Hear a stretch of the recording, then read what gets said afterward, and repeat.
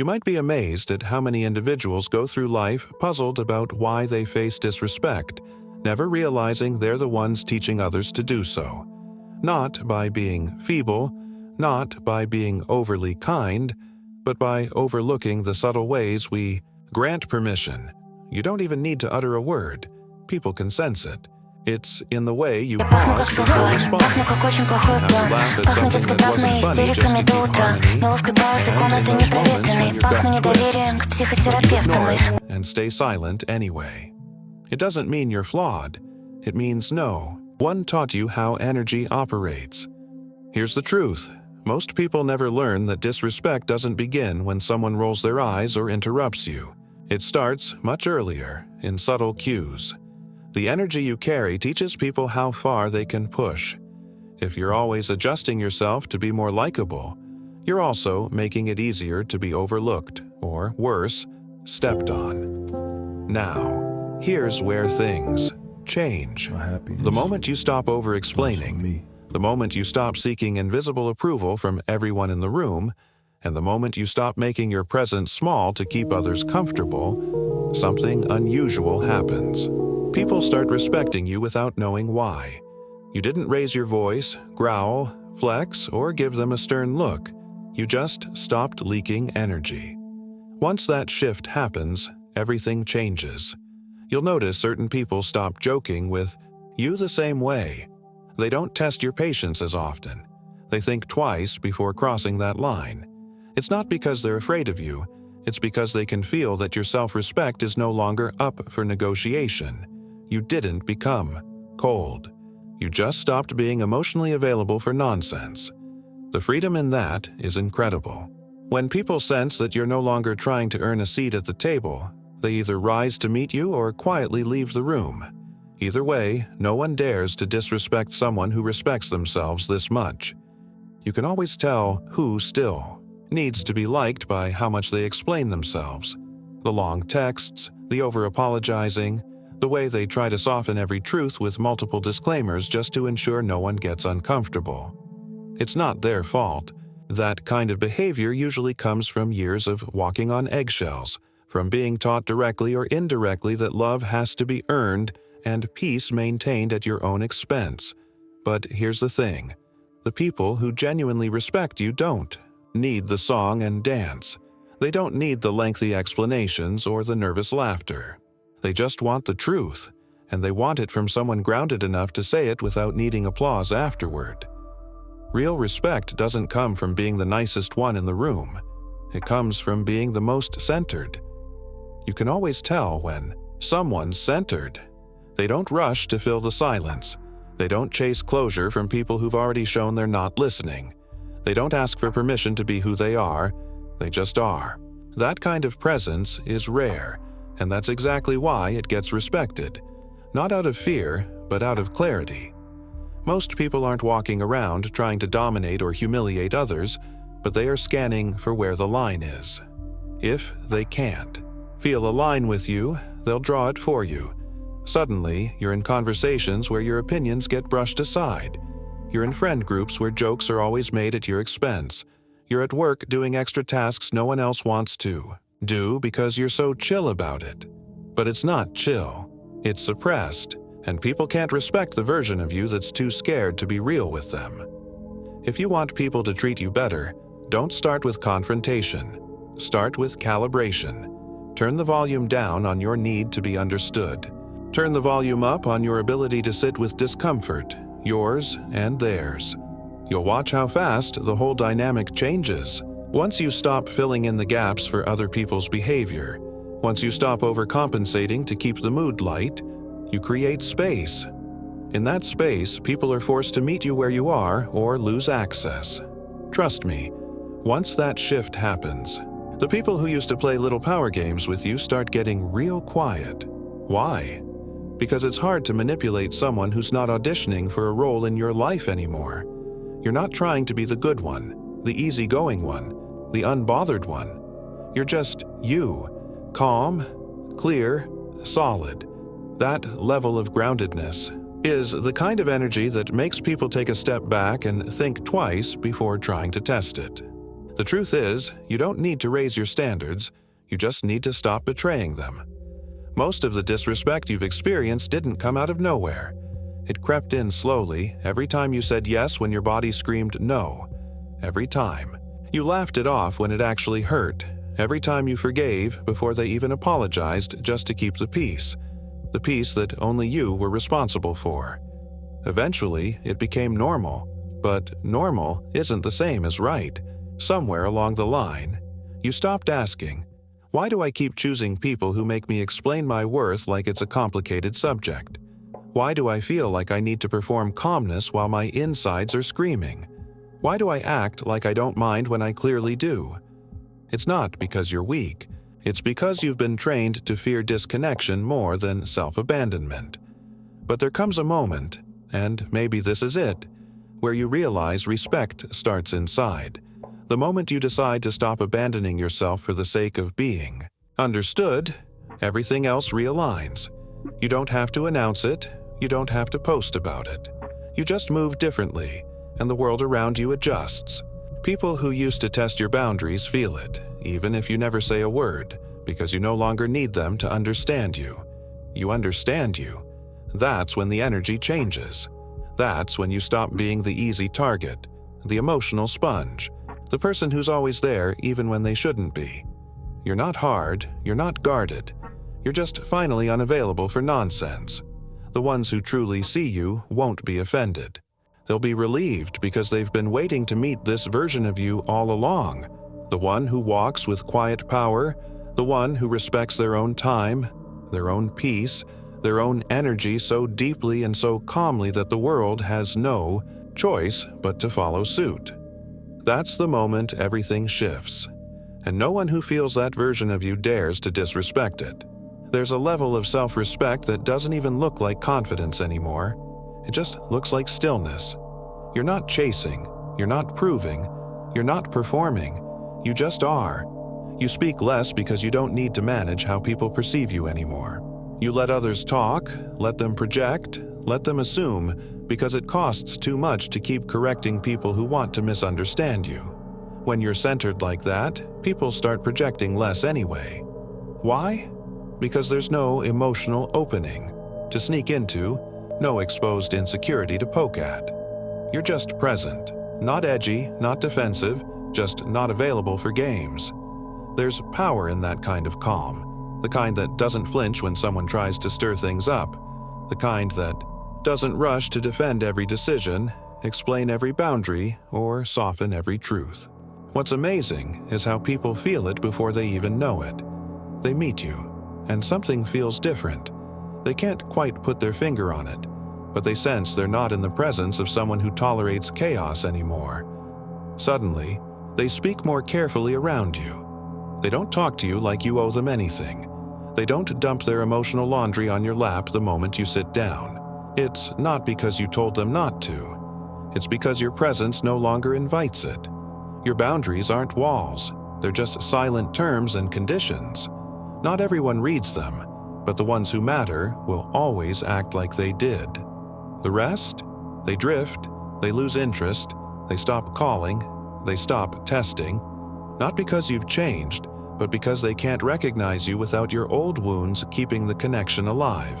And that's okay, because the kind of respect you're stepping into now doesn't just change how others treat you. It changes what you allow, what you attract, what you expect from life itself.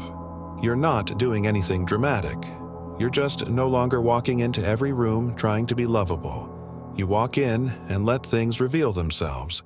If the space is right, you stay. If the energy is off, you move. No speeches, no tension, no guilt. That's the quiet power of someone who finally understood that respect was never something you asked for. It was something you became. People don't always test you because they're trying to be disrespectful. Sometimes they're just bored, insecure, or curious. Like, let's poke this energy and see if it wobbles. It's not always intentional, but it's very real. Someone might make a slick comment in front of others, not because they hate you, but because they want to see if you'll shrink. Someone might give you that weird, backhanded compliment just to see if you'll still smile. And if you play it off, they learn something about you in that moment. And it's not the lesson you think you're teaching, because your reaction is a quiet contract. It tells them this kind of behavior is okay here, even if everything inside you is screaming otherwise. That's the part that stings later when you're alone, playing the whole thing back in your head like a courtroom drama, except you're the judge, the lawyer, and the one on trial. But there's another way, and it doesn't involve snapping back or going full philosopher in the group chat. It's just not responding, letting silence do the heavy lifting, letting your face say, "Are you done?" Not in a mean way, just in a way that shows you're not auditioning for anyone's approval badge today. Because here's the twist. Most people don't expect when you don't react, people get confused. And confused people get cautious. It's not that you've become cold or distant. You've just become uninterested in playing roles that don't serve you anymore. You're not the buffer, the mood manager, or the peacemaker with the tight, fake smile. You're just you, solid, still, slightly unbothered with a resting face that says, "I charge extra for nonsense now." And what's crazy is people adjust faster than you'd expect, because most people don't want to be around someone they can't predict unless they respect them. When you stop feeding small provocations with nervous energy, you stop being entertainment and start being someone they have to actually think about before speaking to. That's when they start talking to you like a human being, not a character in whatever script they're trying to run. It's not about being intimidating. It's about being uninterested in small games. You're not here to play chess with passive-aggressive rookies. You're just trying to live your life peacefully and, preferably, with snacks. There's a strange kind of peace that shows up when you realize you don't need to win anymore. Not the argument, not the debate, not the invisible competition. With people who don't even know who they are yet, you stop chasing the last word. You stop checking if they finally get it. You stop trying to be impressive in conversations that don't even deserve your full vocabulary. And the wildest part? You feel lighter, like your nervous system finally stopped working overtime as a full-time PR agent for your personality. That's the energy people respect, not the loudest voice in the room, not the one who can roast back with perfect timing, but the one who can look at nonsense and think, "Not today." It's not passive, it's selective. You're not ignoring disrespect, you're just not entertaining anything that doesn't meet your level of awareness anymore. And that kind of presence filters everything. People who used to test your patience will start feeling awkward around your peace. Not because you changed the subject, but because you became the subject. You stopped being reactive and became reflective, and most people don't know what to do with that. They expect you to break character, to fold, to explain, to fight, to crack a joke to make things less uncomfortable. But you don't, and that's the moment they realize, oh, this person isn't playing. They're here fully, quietly, completely in their lane. And that lane, it's not for everyone. That's okay. Not everyone needs a seat at your table. Some people are just better off wondering how the table even got there. So, if you've ever wondered how to truly command respect without having to turn cold or distant, how to be unshakable without becoming emotionally unavailable, and how to carry a peace that doesn't waver even when chaos surrounds you, then the journey starts here. It begins with embracing your silence, allowing it to speak louder than words ever could. In a world where we're constantly encouraged to fill the air with noise and opinions, real power lies in the ability to let your presence be the message. You don't need to shout to be heard. Your energy should speak for you. By honoring your own energy as sacred, untouchable, and unnegotiable, you align with a higher form of respect that doesn't depend on external validation. People will begin to feel the shift, adjusting to your frequency instead of you molding yourself to fit into theirs. And remember, you don't have to lower your frequency to be accepted by people who are still stuck in noise. At some point, self-respect evolves from a need for approval to a quiet, deep sense of knowing that you are enough exactly as you are. Self-respect isn't about the applause or the recognition from others. It's about the strength you find in yourself when no one's around to cheer you on. It's in the subtle shifts of your own mindset, the quiet affirmations you make to yourself that others might never notice but will change the entire course of your life. At some point, self-respect stops being about how others treat you and starts being about how you treat yourself when the world isn't watching. It's in the moments that seem too small to matter, the decisions that seem too insignificant to notice. These are the moments where your true self-respect is born. It's not about grand gestures or dramatic acts, not about announcing to the world that you've set a boundary, but about choosing to honor yourself when no one else is there to witness it.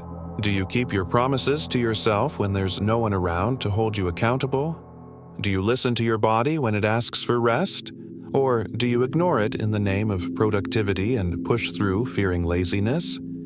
Do you ever find yourself saying, "I'm okay," when you're clearly not, just to avoid confronting something you haven't even processed yet? These invisible choices are where self-respect thrives, not in the headlines or the Instagram quotes, but in the quiet way. You show up for yourself when no one else is looking. It's in the moments where you pass the mirror and instead of critiquing yourself, you simply nod and say, "We're good, we're on the same team." It's when a conversation ends and you don't replay every word in your head, overthinking whether you said something wrong or awkward. These are the invisible acts of self-respect, not the loud declarations, but the quiet inner agreements you make with yourself that change everything. You start showing up in the world with a sense of calm, not because everything around you is perfect, but because you finally stopped abandoning yourself. The power you wield is quiet, subtle, but undeniable. It doesn't shout for attention, it doesn't demand applause, and it isn't reliant on anyone else's approval. It's the kind of power that's there even when you're by yourself, the kind that doesn't need to make a scene. This is the true essence of power, the ability to show up for yourself every single day, not because you're perfect or unflappable, but because you've made a decision to stop betraying yourself just to gain approval from others. You stop shrinking.